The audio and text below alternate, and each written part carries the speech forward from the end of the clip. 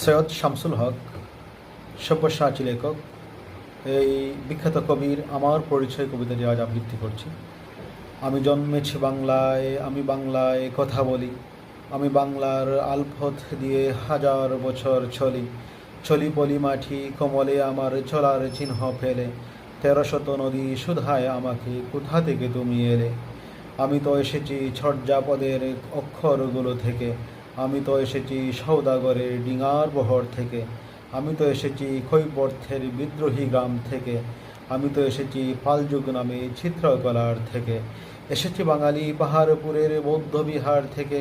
এসেছি বাঙালি জুড় বাংলার মন্দির বেদি থেকে, এসেছি বাঙালি বরেন্দ্রভূমে সোনা মসজিদ থেকে, এসেছি বাঙালি আউল বাউল মাটির দেউল থেকে, আমি তো এসেছি সার্বভৌম বারবুইয়ার থেকে, আমি তো এসেছি কমলার দিঘি মহুয়ার পালা থেকে, আমি তো এসেছি তিতুমির আর হাজি শরীয়ত থেকে, আমি তো এসেছি গীতাঞ্জলি ও অগ্নিবীণার থেকে, এসেছি বাঙালি ক্ষুদিরাম আর সূর্য সেনের থেকে, এসেছি বাঙালি জৈনুল আর অবন ঠাকুর থেকে, এসেছি বাঙালি রাষ্ট্রভাষার লাল রাজপথ থেকে, এসেছি বাঙালি বঙ্গবন্ধু শেখ মুজিবুর থেকে।